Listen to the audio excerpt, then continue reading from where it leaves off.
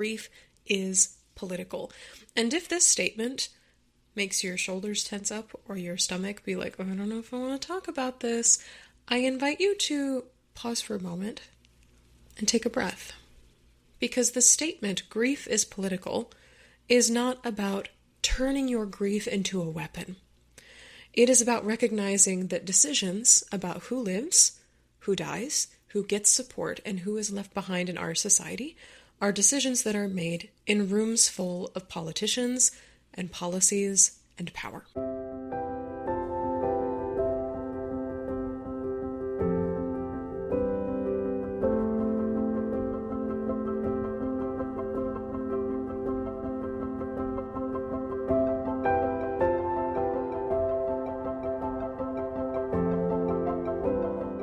Hi there, grief growers, and welcome back to Grief Grower. I am so honored to be here with you, as always. If you have been growing alongside me in my work for a while, hello, welcome back. And if you are new to me and my work, hello for the first time. My name is Shelby Forsythia. I'm a grief coach, two-time author, and the founder of Life After Loss Academy, which is an online course and community that has helped dozens of grieving people stop feeling lost, stuck, broken, and alone in the aftermath of loss, and actually build lives they love from the lives that loss has forced them to live. This includes, of course, not only death-related losses, but also losses like divorce and breakup, major diagnosis, and any other loss that changes your life. Here on the show, we believe that grief is not something to get over, but something to grow with and alongside for the rest of our lives. And that when we stop treating grief like a problem to be solved, and instead of like a part of our lives that's woven into, as my wife would say, the all of the everything, we create really rich and meaningful lives that honor not just the struggles we faced and the memories we've carried and all the people who have gone before, but also who we are becoming. We get to be that sort of bridge between the past and the future. Today on the show, in honor of Pride Month and so many other things that are happening in the United States right now, I am so honored to bring you Grief is Political, one of my hottest takes on grief support. How to participate in activism and be an activist even when your heart is broken. This is something I am so incredibly passionate about because there are so many people in the world who say, I'm not political, politics isn't for me. And I'm like, do you not understand that every single element of your life is driven by politics? We all exist inescapably inside of systems and structures that have been constructed by other people, by politicians, by governments. Oftentimes people we elect to be there, oftentimes people we did not elect to be there for whatever reason. And talking about how grief is political and is informed by politics is something that's really, really close to my heart. Because yes, grief is personal. It is very much a thing that happens to you. You are the one navigating the loss in your life. But just like everything else in your world, grief exists inside of a larger system. Grief is political.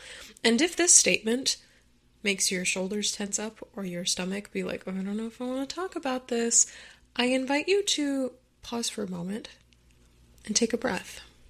Because the statement, grief is political, is not about turning your grief into a weapon.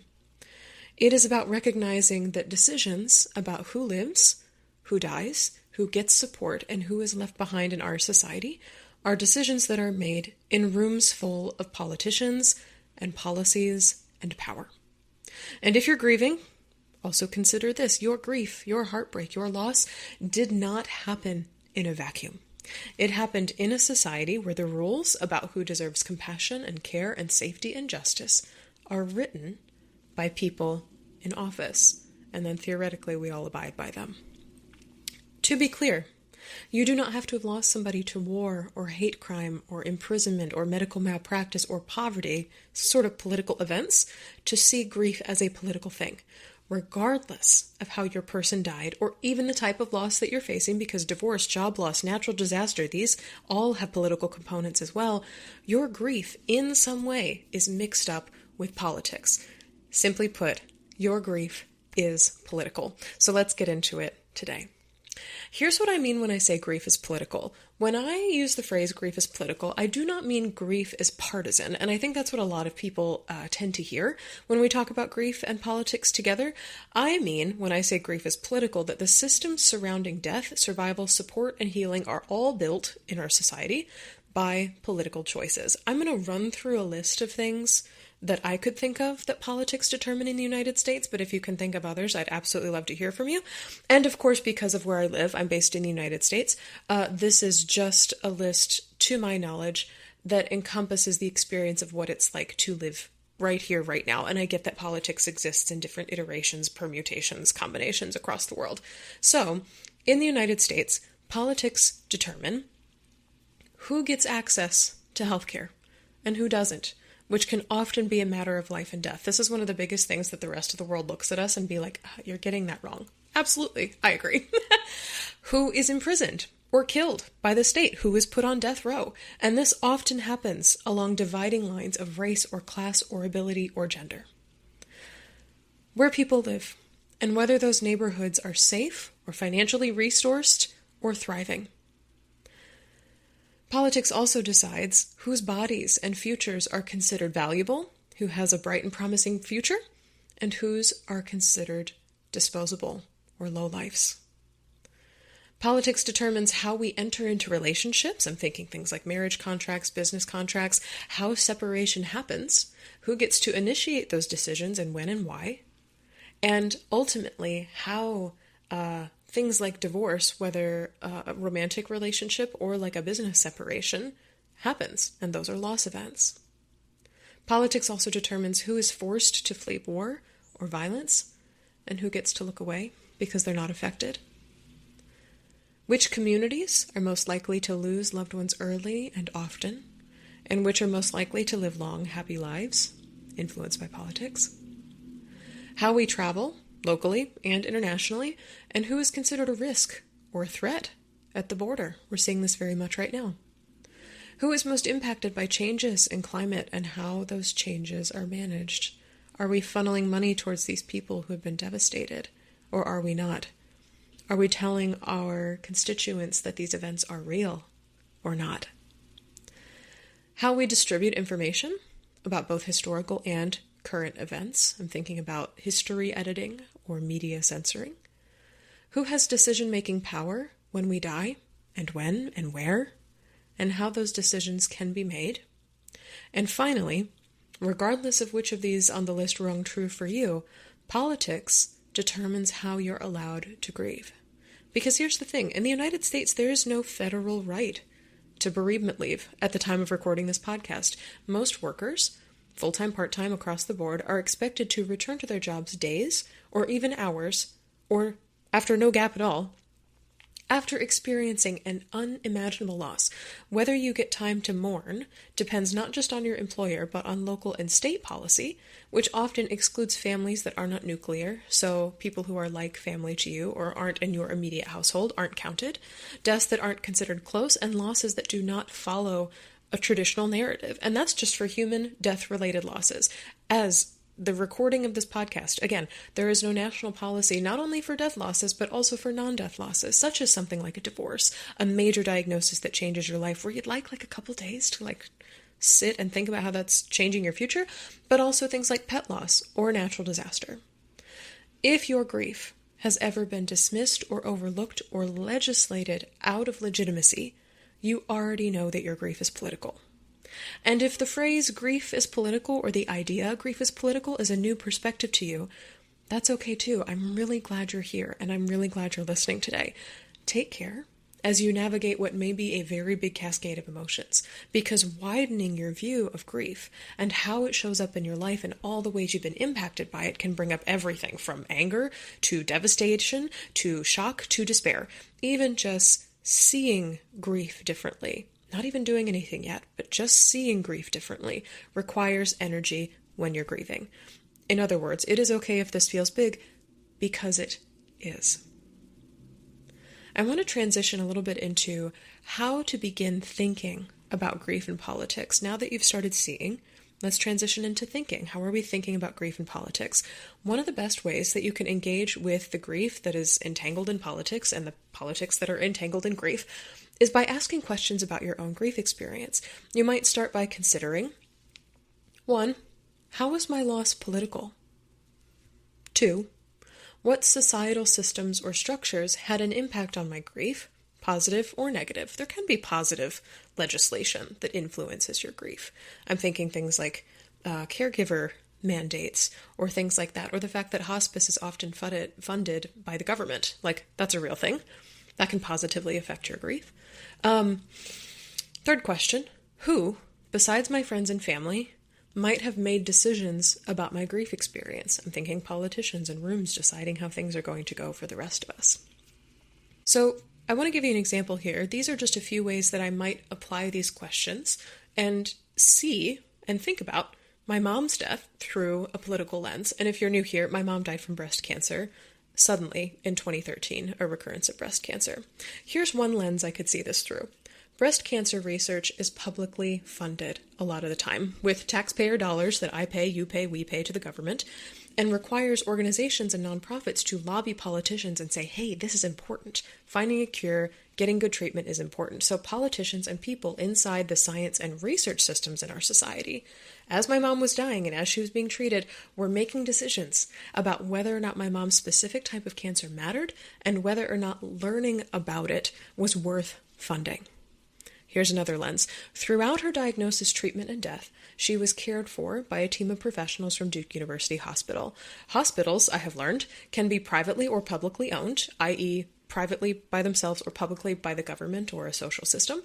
They can be for-profit, as in they're making money for shareholders, or not-for-profit, as in all the money goes back to sustaining the hospital. I learned that Duke Hospital, where my mom was, this is 11 years later? Yeah, 11 years later. That Duke Hospital, where she was, is a privately owned, not-for-profit hospital, which means it's tax exempt, and in an ideal world exists with the intention of getting people quality care instead of trying to make a profit so that shareholders get richer. Cool. Politicians and people inside the healthcare system, including insurance companies, were making decisions about what sorts of treatments my mom should receive, how many procedures they should try before telling her there was nothing more they could do, how much to charge for those services, and who to hire as doctors, nurses, chaplains, support staff, and, finally, where the line was between treating the disease and telling her there's nothing more you can do, you should call in hospice. A third lens for you. My mom died at home, and her body was removed by workers from our local funeral home. Politicians and people inside the death care system, that's another system in our society, were making decisions about how long her body could be with us and how and where it was allowed to be honored after her death. Byproduct of politics, capitalism, white supremacy, a bunch of all these things, determine burial laws, cremation laws, what options are available for you in your state. And unfortunately, right now they're state specific, and so it kind of depends on where you go. But things like medical aid in dying are also state specific and governed by state and local governments. Something to think about. Fourth and final lens for you. When my mom died, I was 21 years old and on winter break from college, so I did not consider something like bereavement leave. I wasn't working. Well, I was working, actually, now that you mention it, you out there. Now that you mention it, I was working, but I was on winter break. So I had about a week and a half before I had to go back to school again. But I did return to a college campus that had no system in place for supporting grieving students explicitly beyond meeting with an intern therapist who was still in grad school. I went to a few therapy sessions, and I had the sense that my grief was overwhelming to them, and I left. After just a few sessions. The college I attended, Appalachian State University, is publicly funded, meaning everything from choices about our football team to our mental health programs were likely influenced by the desires of politicians at the state and federal levels. Politicians and people inside the education system, another system that was impacting me, were making decisions about how much the mental and emotional health of students mattered, when and how to serve bereaved students, and where funding for the counseling center fit in alongside all of the university's other expenses. That is political. So as you can see, these are just 4 lenses. There are so many other lenses of grief and politics that I can apply to my mother's death, not to mention my best friend's death, even my cat's death. My statements about the intersection of grief and politics, for the most part, are not partisan. I'm not disparaging one side of the aisle while praising the other. They are simply acknowledging that within the small, intimate experience of my personal grief, my mom's death, a larger influence was at play, constantly making consequential decisions about how my grief was going to go in the background. And my loss, just like your loss, took place inside of this bigger system of politics. So, when you understand that politics and grief are connected, your next question might be, how the heck do I get involved? We've seen it, we've thought about it, considered it, held weight, asked some questions. Now I want to do something. So when you have this understanding that politics and grief are inexplicably intertwined, it is very, very tempting to jump right into the deep end and sign yourself up as a volunteer for everything in your community or subscribe yourself to every possible social media account doing justice work. Suddenly, political activism can become your other full-time job, and your inbox is just like inundated with reminders of how bad things are and how you are a necessary and crucial part of making the world a better place. That's a lot of pressure, and that's a fast track to not only activist burnout, which is a real thing, but grief burnout as well. So as you tend to your mind, body, heart, and spirit while grieving, consider these questions as a guide to get started as you move into this doing space of grief and politics.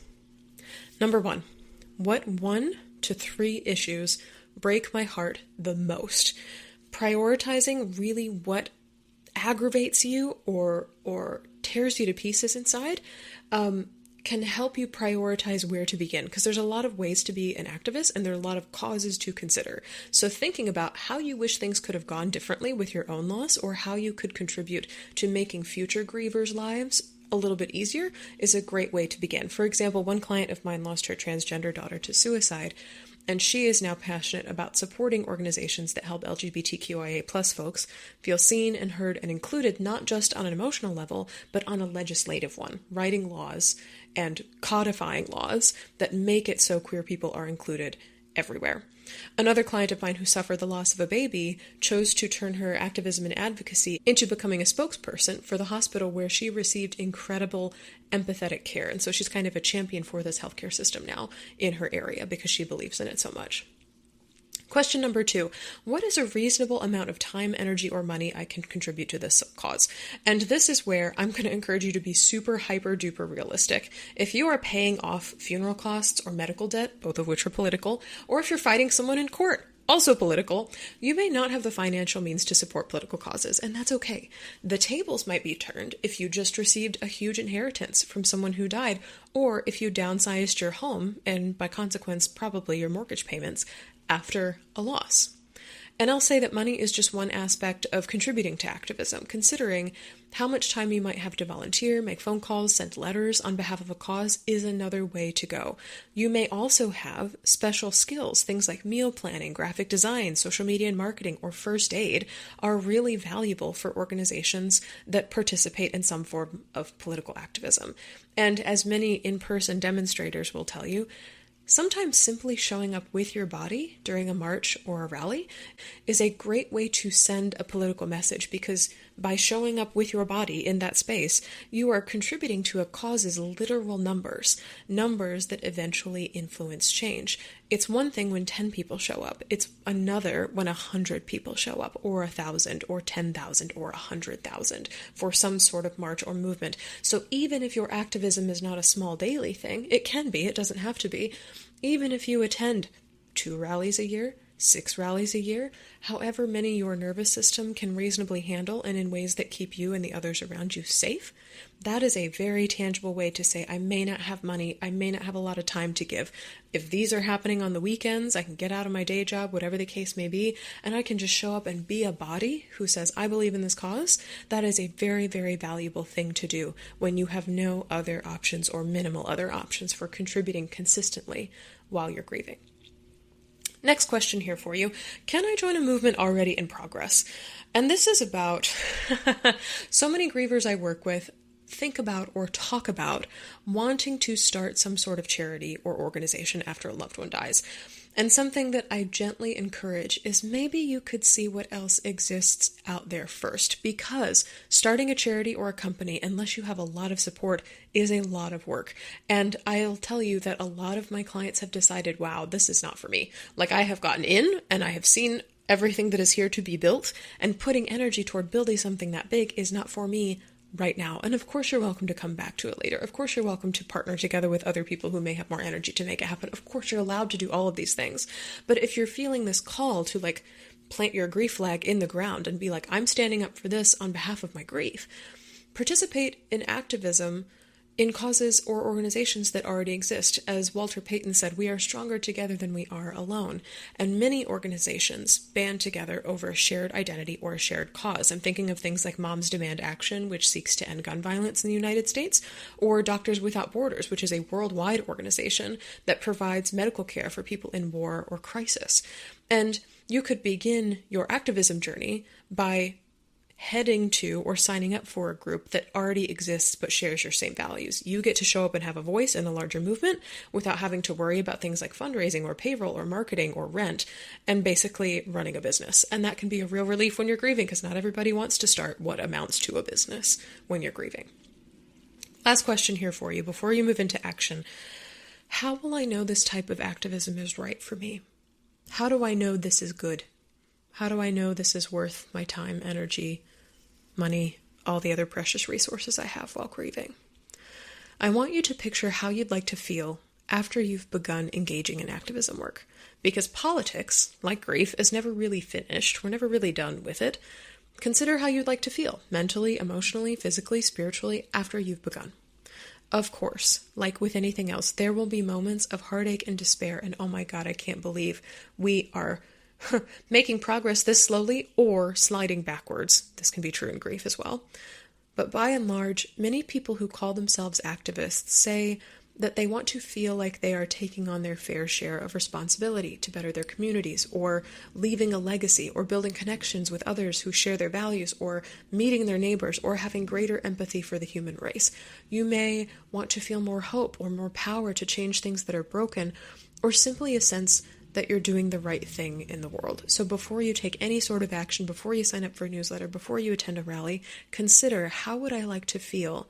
Not necessarily when I come out of this, because it will never really be done. How would I like to feel as I'm doing this, or as I'm decompressing from this event, or as the years go on? How would I like to feel?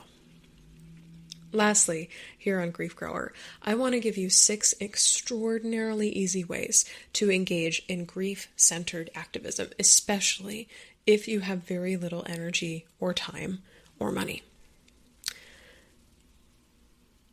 The first one is to start by asking grief-informed questions. And we kind of covered this already in like seeing your grief through different lenses, and like thinking about your grief, and then considering all the ways that you would like to do grief out in the world. But asking questions as an action is another way to be an activist. And this is a free thing to do, because grief activism doesn't always look like shouting from the rooftops or marching physically in a protest. Sometimes it looks like an intimate conversation that you have with somebody over dinner, or just a post on social media. Did you know there's no legal bereavement leave in most United States? Isn't that interesting? Let's talk about it. Or, I've been emailing my reps about insert issue here.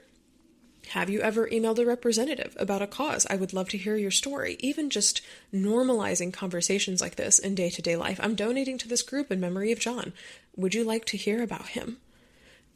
Normalizing that engaging in politics is a worthwhile way to cope with grief, to tend to grief, to grow through grief, is a really wonderful first step in doing grief activism out in the world.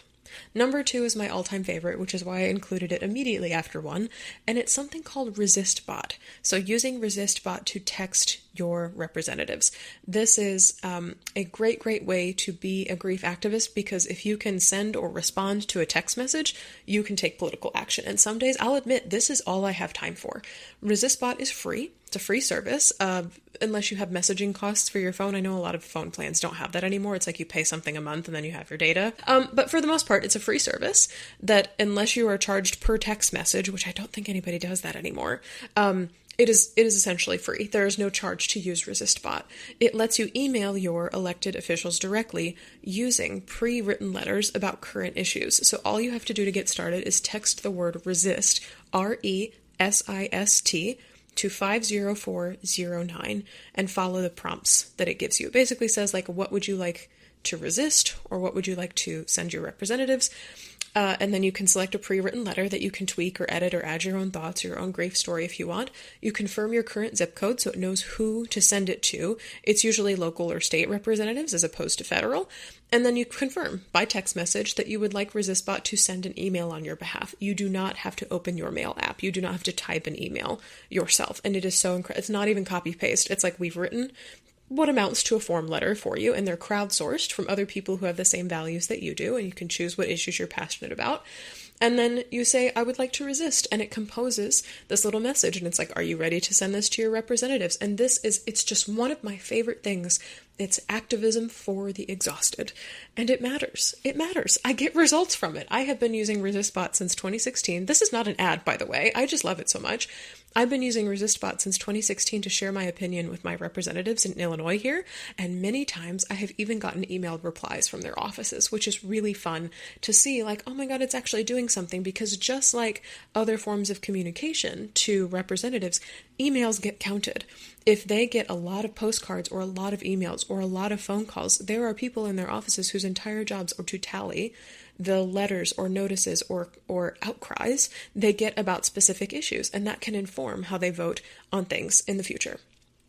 This leads me to my third one, which is an app called 5 Calls, and it gives you easy, scripted advocacy. The only difference between this one and ResistBot is you do have to make a phone call. So if you want to take it a step further and you're like, I'm good at phone calls, I don't mind talking on the phone, 5 Calls is a wonderful app that does everything hard about advocacy for you. It gives you put in your zip code again, it gives you phone numbers for your local, state, and federal representatives. It gives you scripts based on issues that are current. It's updated every week. And then it gives you language to read over the phone word for word, so that when somebody from your representative office picks up the phone, you start talking. You say, hi, my name is this, I live at this address, or I live within this zip code, and I'm passionate about this issue, and then you just read the whole script, and you can hang up if you want. Again, you can add your own personal grief story if you want. And I learned in my research, I was like, why is it called 5 Calls? It's called 5 Calls because the creators of the app say 5 calls feels like a manageable amount for most people. But I'll say, as your friendly local grief coach, even if you only make 1 call through this app, 1 call a day, 1 call a week, 1 call a month, you're making a difference. You do not have to find the right words. It's my favorite part of this app. You just have to read the screen as you call. And you can absolutely add your own perspective, your grief story again, if you want, but it's not required. And something that's really neat about 5 Calls is that elected officials, local, state, federal, often report that high call volume about an issue is often their reason for voting for something, especially if it goes against party lines. And so it's like all these Republicans are voting for this thing. We want Danny Q to come along for the ride. If Danny gets a lot of calls against this issue from people who live in his area and who elected him and say, hey, we don't want this to go through, Danny can say, I voted against this, against my party, against this big group that I'm a part of, because I was inundated with calls who said they didn't want this to happen. It's a very valid reason for a politician to make a tough political decision to say, the people who I'm in charge of representing didn't want this.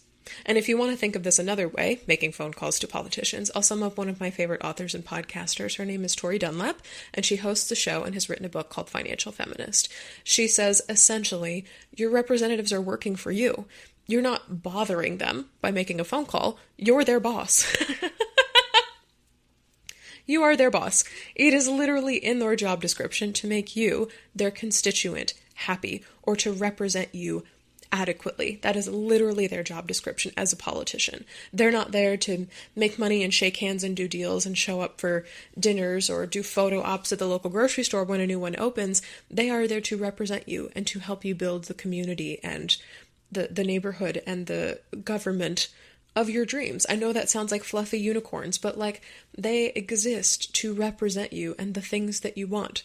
So tell them what you want, because if they're not hearing from you, they may not know. And that's a hard thing, I know, to hear as a grieving person, is like, I got to do another thing. I got to advocate for myself another way, because often grieving people are the teachers of our loss to other people. We already have to tell our friends and family what we need. We have to do it with politicians too. What it can be, though, if you choose to see it this way, is exercising that resilience muscle of asking for what you need and what you want over and over and over again. Okay, number 4 is write a postcard.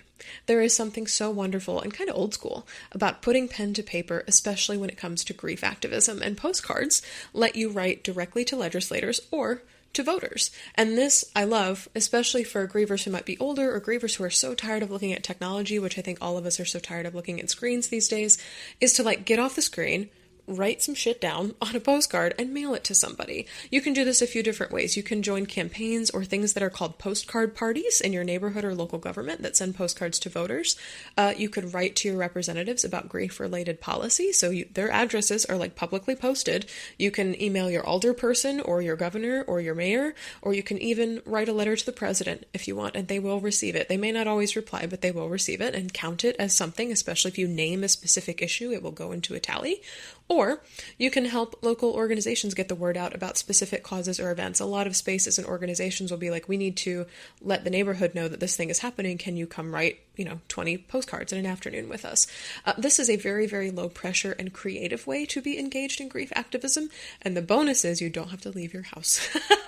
You can get your colored pencils and your fancy pens and their stamps that have Betty White's face on them, which I just bought from the U.S. Postal Service, and put them on all your postcards and feel very good about yourself for participating in something that moves some sort of needle forward, that contributes to something greater than yourself.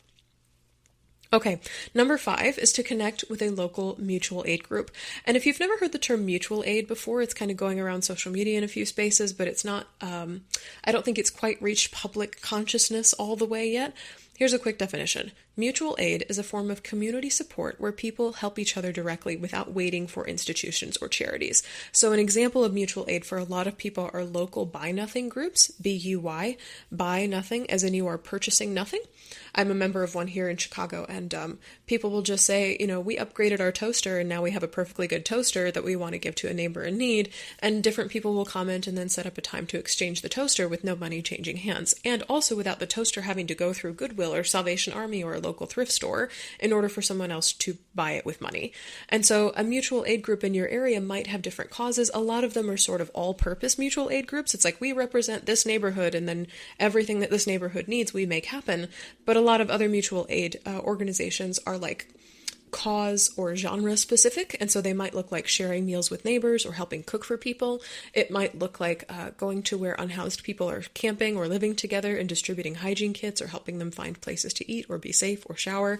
It might be providing childcare or transportation to grieving families or people who are receiving medical treatment. A lot of folks in my local Buy Nothing group are looking for a ride to cancer care, to chemotherapy is a very common request, or to a blood draw, something where it's helpful if you're not the person driving afterwards. It might be looking at donating medical supplies or money or time.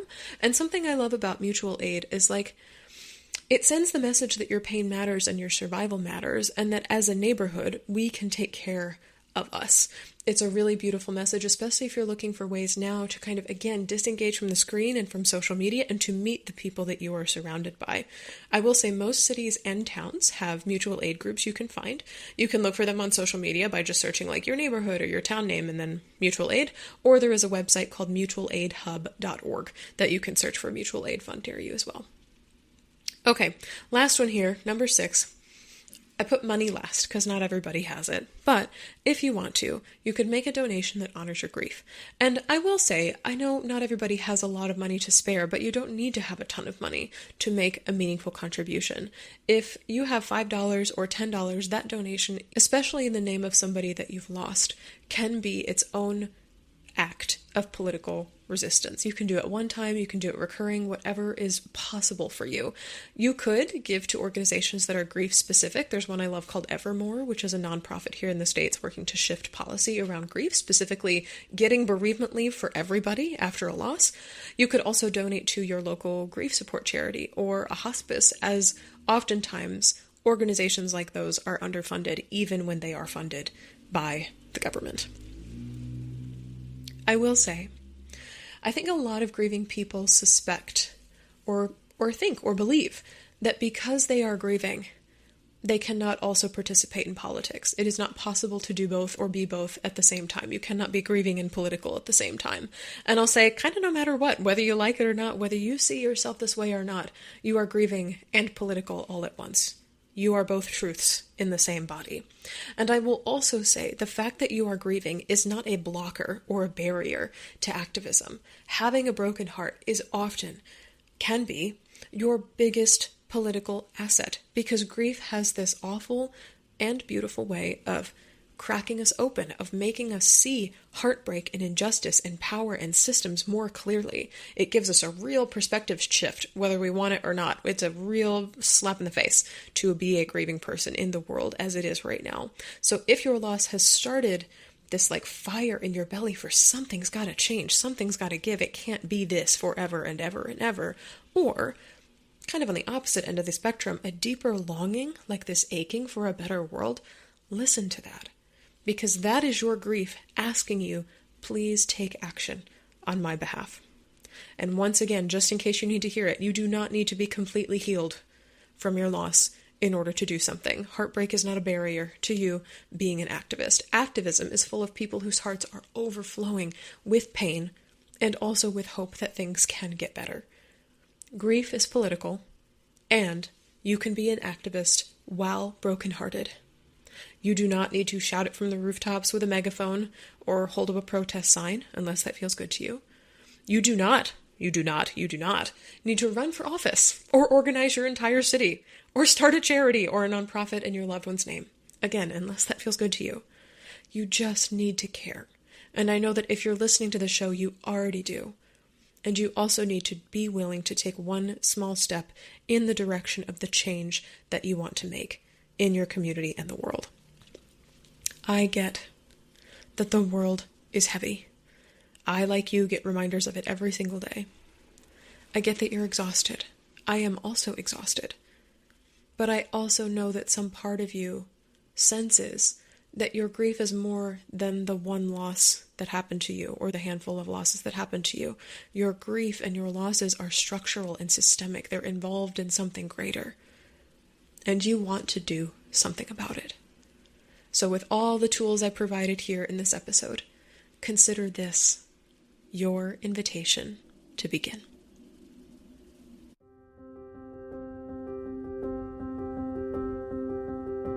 That's all for this episode of Grief Grower. Thank you so very much for joining me today.